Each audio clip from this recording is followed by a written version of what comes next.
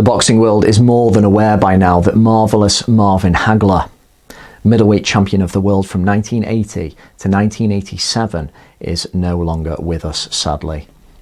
One of the genuine giants of boxing. This is a guy who, a lot of people now in their 50s and 60s, when they were young men, Hagler was their hero. Marvin Hagler was more than just a great middleweight champion. And yeah, great. He's probably on the Mount Rushmore of middleweights, up there with Harry Greb, Sugar Ray Robinson, and Carlos Monzon. One of the absolute diamond 10 middleweights of all time. But Hagler was more than just a great champ. Hagler was a mindset. This was a guy whose talent and determination was so concentrated, so intense, that his spirit became legendary while he was still alive. Marvin Hagler was denied a shot for many years when he was coming up, fighting all kinds of top fighters. Learning his trade, becoming tougher and just more pissed off the whole time. Seeing the likes of Sugar Ray Leonard turn pro and just seeing how much he got paid for a pro debut. Okay, he didn't have a gold medal, but it had also been spoken to by Joe Frazier, who told him that you've got 3 strikes against you.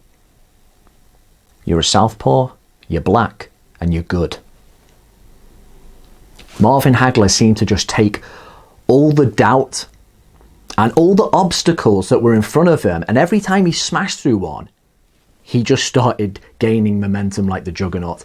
And when it came time for him, after probably getting harshly denied a world title in that draw against Vito Antuofermo, when he fought our guy, Alan Minter, in 1980, he was just so ferocious, and you could just really sense that pent-up frustration of being denied. He let it all out and ripped the title away in less than 3 rounds. What followed, of course, were the disgraceful scenes of angry Brits pelting Hagler, or attempting to, with beer bottles and cans. But if that had any effect on him at all, it was again just to reaffirm that absolute determination, that cast iron mindset of, you're not going to take away what I have worked so hard to get here, this middleweight championship. Hagler's antics while he was training, he would apparently purposefully rip away all comforts wherever he was and where he was training to make himself believe that his opponent had done this to him, so that he found ways to dislike, and he used the word hate, his opponent. Arguably his best ever boxing performance was against another one of our British guys, Tony Sibson.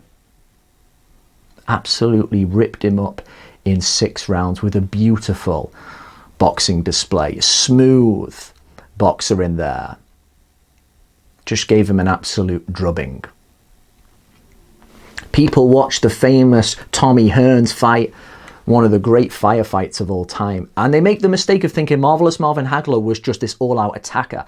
They don't realise he fought a specific game plan in that famous first round. One that Manny Stewart gave him a lot of credit for. He forced Hearns, the boxer, to fight. He forced him to fight the kind of fight that he knew he couldn't win. What a fight that was. What a round that was. Hagler Hearns. That has become a byword for ferocity in the whole of boxing. People always say, is this going to be another Hagler Hearns? It's as much as a cliche as the next Mike Tyson. Everyone's talking about a Hagler Hearns.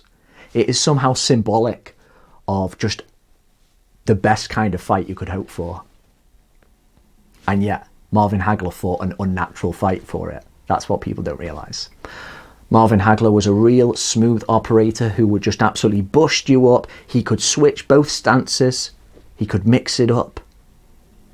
You saw all the training and experience from all those times he was denied earlier on in his career. And look at the statistics, just 3 losses, all close decisions. 2 avenged. But he couldn't quite take that Leonard man, as he called him, being given the nod over him. and smartly retired. It's crazy to think he's gone.